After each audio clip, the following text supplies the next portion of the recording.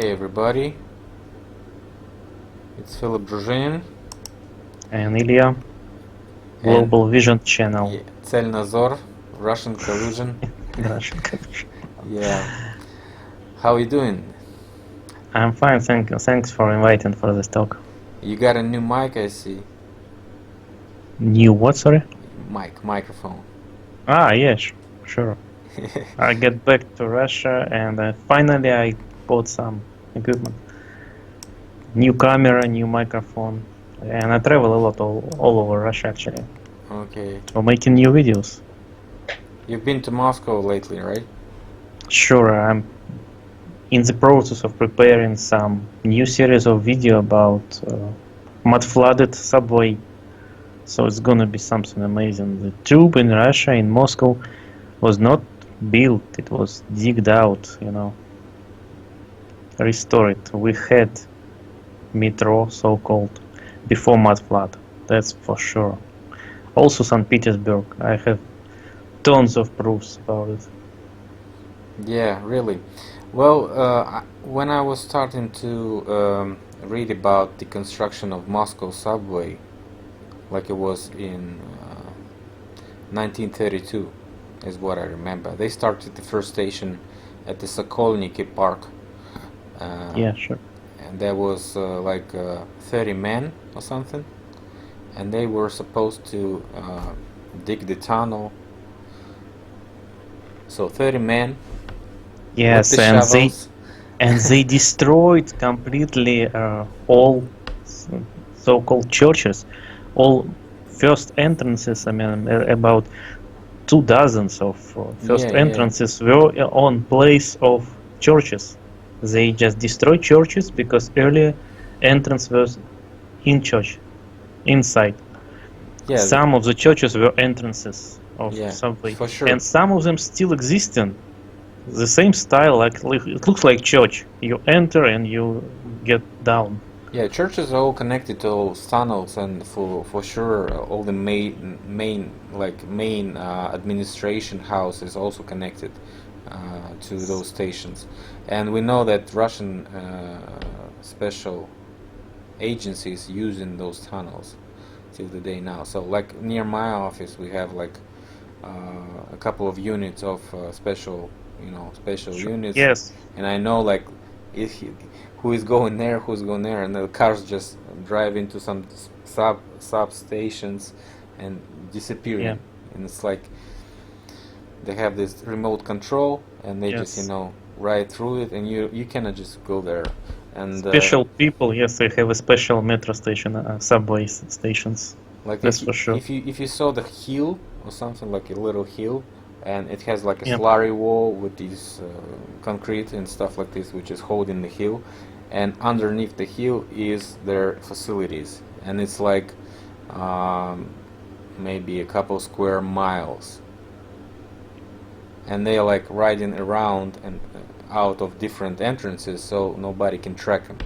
New and old, yes, that's for sure. All diggers talk about it. They have a lot of proofs that it was before mud flood. Also, some huge underground cities, huge. It's like a bunkers for nuclear war, and modern, of course. And Moscow is one of the, biggest cities with huge undergrounds. Yeah, where I lived near Taganka, we had a museum called Bunker 54 or something. Yeah.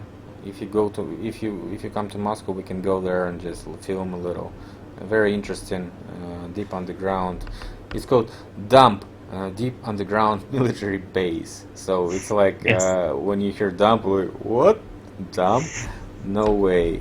Yes, it is dump. So it's like I met a person who she was bragging that she was taken to one of those dumps. It's like more than one. It's a huge city underneath the St. Petersburg. It's like at the depth of 200 meters. 200 meters underground. It's like subway is 90 meters underground in St. Yes, Petersburg. much deep. It's one of the deepest subways in the world. And the dumps are like 200 meters. So just imagine the amount of work they do. Sure. I was in Senate Square in Hermitage in St. Petersburg, and Admiraltista, so-called, the building of museum and the central stop and court and so on. I talked to one of the oldest lady who worked there for all her life, and she said it's 6 stories under the ground. 6. Can you imagine? It's savings about 6 meters for big people, and multiply by 6. That's why I think it's one of the reasons why.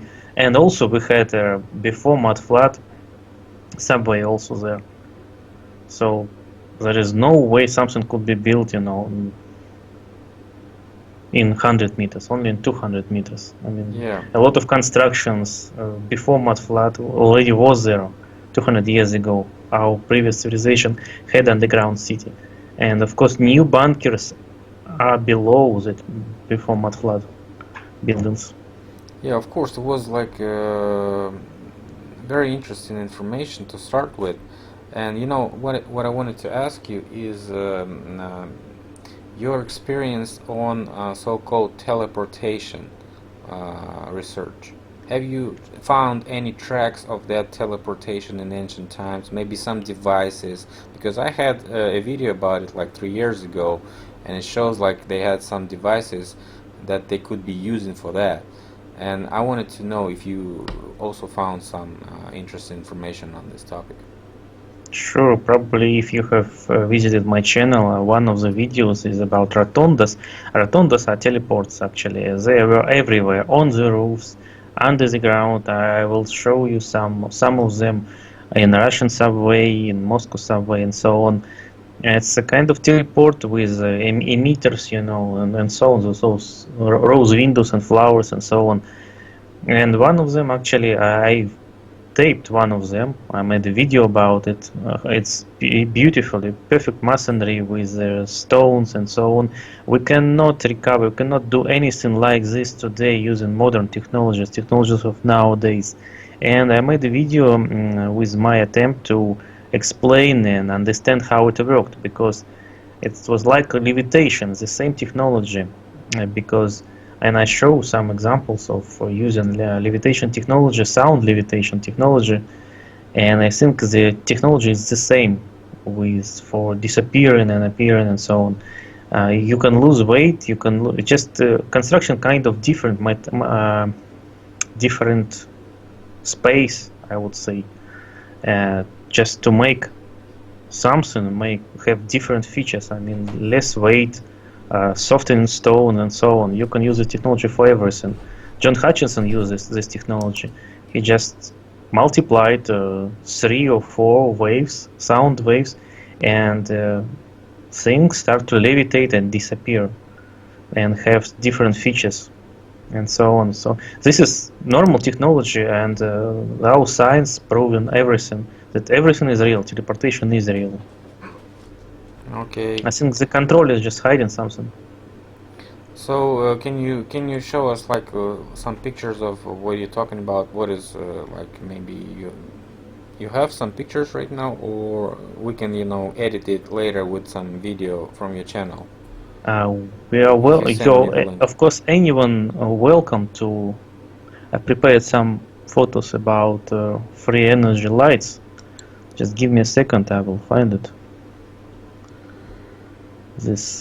Some videos about it. What are your latest recent projects, Philip? Well, my recent projects was trying to finish up the construction anomalies stuff. So it's like, but I get really stuck with this huge amount of pictures, and I had 2,000 of them to scroll through, and I found no evidence of construction photographs, and I was very interested and was excited to find more, but eventually it's just never ending story. More pictures keep coming. All I see is just a bunch of pictures. What kind of pictures? The pictures are I'm searching for the pictures of actual construction process, like when you don't have a completely built house already, and they just finishing the roofs, or maybe a dome, like we have the picture of Capitolium built with this Yeah. building dome, because before the actual the construction of Capitolium was before the photographs was invented, so-called photographs, so-called invented. So and this anomaly starts at the same period that we have, like, different occasions were packed in the timeline. Like we have this Napoleon Wars, right? We have the year without the summer. Yeah. We also have like 3 major books were written according to this, event, which is like the poem of Gordon Lord Byron, right? The Darkness.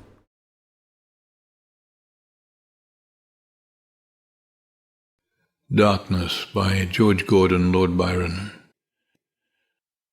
I had a dream which was not all a dream.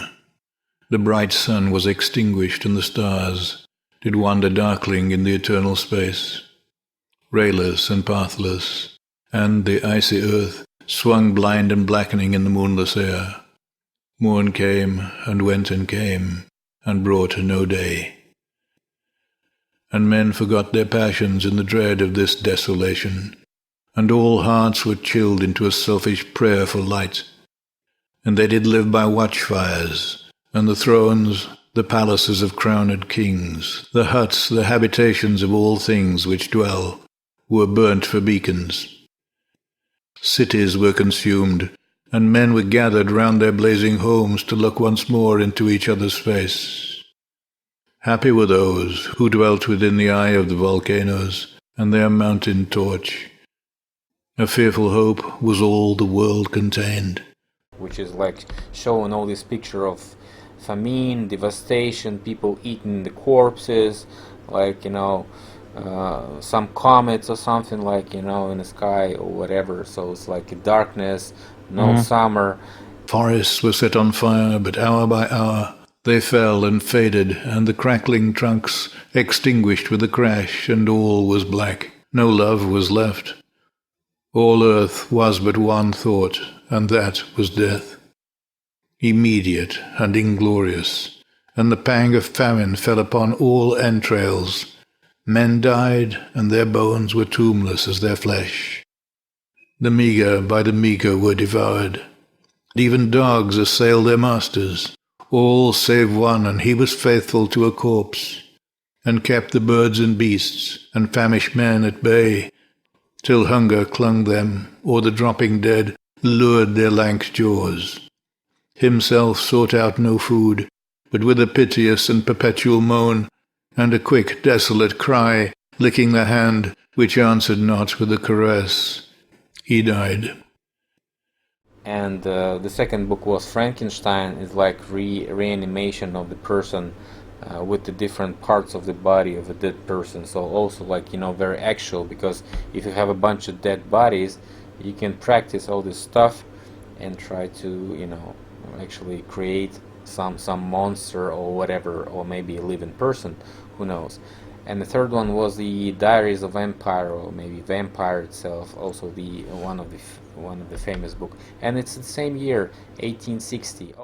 The crowd was famished by degrees, but 2 of an enormous city did survive, and they were enemies. They met beside the dying embers of an altar place, where had been heaped a mass of holy things, for an unholy usage. They raked up and shivering scraped with their cold skeleton hands the feeble ashes. The world was void and populous and powerful was a lump, seasonless, herbless, treeless, manless, lifeless, a lump of death, a chaos of hard clay. The rivers, lakes, and oceans stood still, and nothing stirred within their silent depths. Ships, sailorless, lay rotting on the sea, and their masts fell down piecemeal. As they dropped, they slept on the abyss without a surge. The waves were dead. The tides were in their grave. The moon, their mistress, had expired before. The winds were withered in the stagnant air, and the clouds perished. Darkness had no need of aid from them. She was the universe. The famous book, and it's the same year, 1860. 16, and after that we see all this, information that's coming, like the states starting printing their own money. Each and every bank, each and every city in the USA started printing their own money. So before that, they had some type of federal money, federal dollars, but after this period, we see the start of some type of, separatism, I don't know, in banking, and each and every city had control of money, like money printing. Yeah, something happened and they got freedom. But right? Who knows? Because the freedom they got like 50 years ago. So, I mean, they had federal money, they had the United States already, they had federal money, and just like that, they start to print their own money. Each and every state, each and every city has its bank, and they print in their own dollars. And you have like Confederate dollars before the 1850s, and you have the federal dollars after 1860s.